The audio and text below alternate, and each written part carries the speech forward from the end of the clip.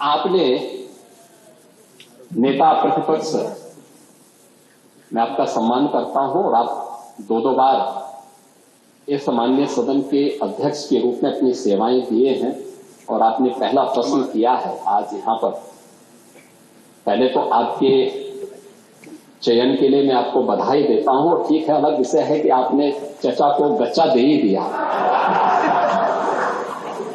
चचा बेचारा हमेशा ही ऐसे ही मार खाता है, उनकी नियति ही ऐसी है, क्योंकि भतीजा हमेशा भयभीत रहता है।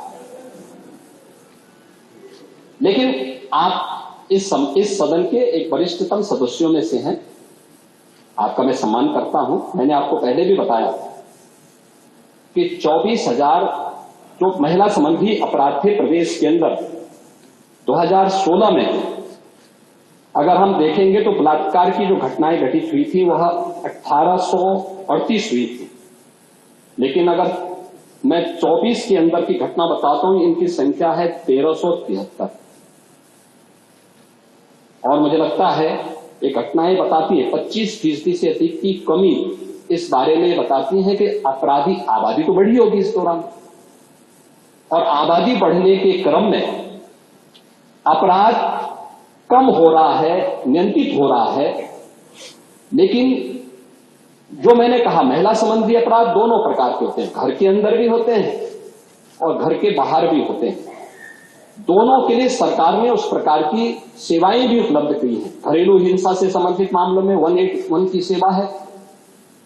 घर के बाहर की सुरक्षा के बारे में जागरूकता पैदा करने के लिए और उन्हें सुरक्षा उपलब्ध कराने के लिए तत्काल वो कॉल कर सके, इसके लिए 1090 की सेवा उन्हें उपलब्ध कराई गई है।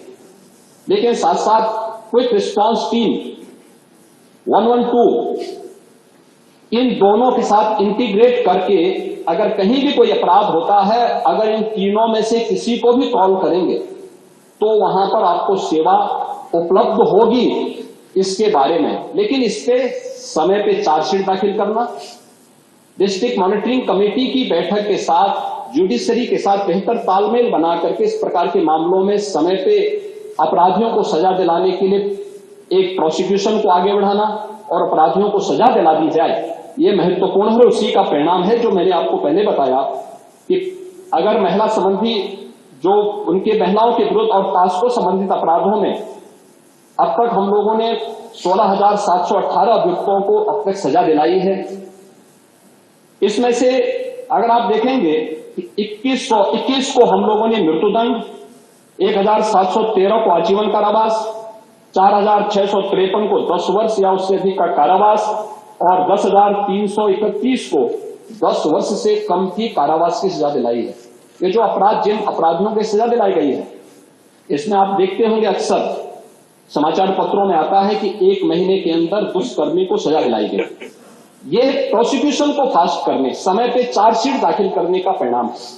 नहीं तो होता क्या है, जब हम लोग इसमें लापरवाही बरतते थे, सरकार संज्ञान नहीं लेती थी, विभाग संज्ञान नहीं लेता था, लोकल स्तर पर संज्ञान नहीं लिया जाता था, अपराध बढ़ते थे और फिर इनको हल्केपन से लेने का दुष्परिणाम क्या होता था कि हर ऐसा अपराधी स्वच्छंद होकर के अपराध भी करता था और फिर समाज उसके बारे में देखते हुए भी उसके खिलाफ कार्रवाई नहीं कर पाता था।